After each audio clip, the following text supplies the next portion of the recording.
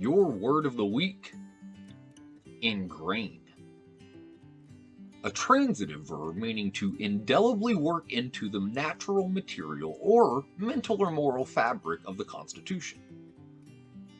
We are all ingraining things into our lives constantly, from using the bathroom to a new television show, the Instagram or Twitter timelines, our morning coffee, our comfortable chairs, our cars, the music, our podcasts. For better or for worse, all aspects of our lives are part of the routine that becomes ingrained in our nature. Truth serum time. Within the course of your day, are you mindful to ingrain community through your interactions with others? Now let's face it, being together looks so much different than it ever has in the past. We've got drive-by birthday parties, Zoom weddings, virtual job interviews, months of video conferencing with your co-workers where pants are optional. I don't like admitting this, but creating community is something I personally have struggled with for a long time, and Corey has some planks in his eye. I love what Sean Stevenson, author of 3 Ways the Church Can Build a Better Community, states it in his book where he says, community stagnates because other people worry what people will think of them, or because they're simply unwilling to be humble for the sake of the community. Stevenson continues, everyone has to do their part. The insiders and outsiders in any church need to be involved, stepping outside of our own issues, swallowing the lump of pride in our own throats, and reaching out a hand to the person next to us.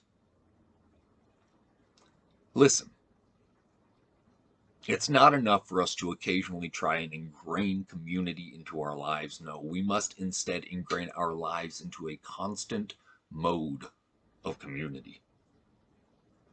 And this is available literally anytime we interact with another person, but here's the catch. You have to be willing. And I'm talking to Corey in the camera as much as anyone right now, because in our Western culture, individualism plays a huge role in how our society functions. The message is everything is about what you as one person can do.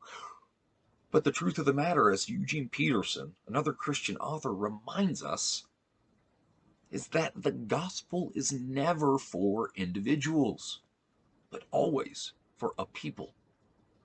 Sin fragments us, separates us, and sentences us to solitary confinement, whereas the gospel restores us, unites us, and sets us in community.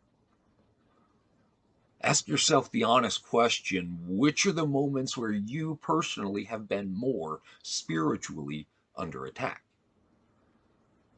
When you are with others, or when you're by yourself?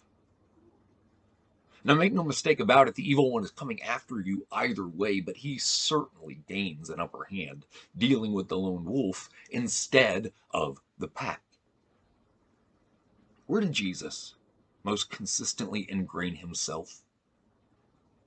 He spent a lot of time in solitude, that's true, but always in preparation to pour out on to others, ingraining in a life of serving those around him. In fact, he reminds us in Mark 10:45 that the Son of Man did not come to be served, but to serve, and to give his life as a ransom for many. I love what Thomas Merton says.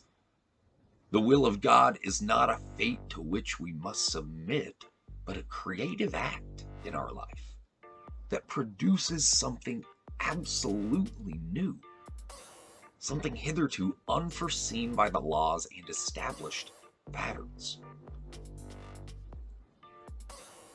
God's will for us as his creation since the garden, he said it is not good for man to be alone.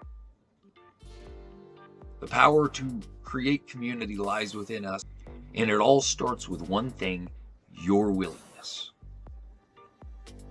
Are you willing to shift from occasionally ingraining community into your life, and move into a state of ingraining your life into a constant form of community?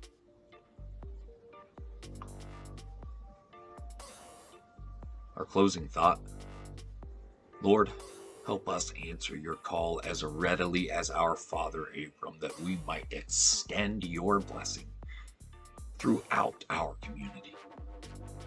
Remind us that the places where we find you become altars in our world. Amen.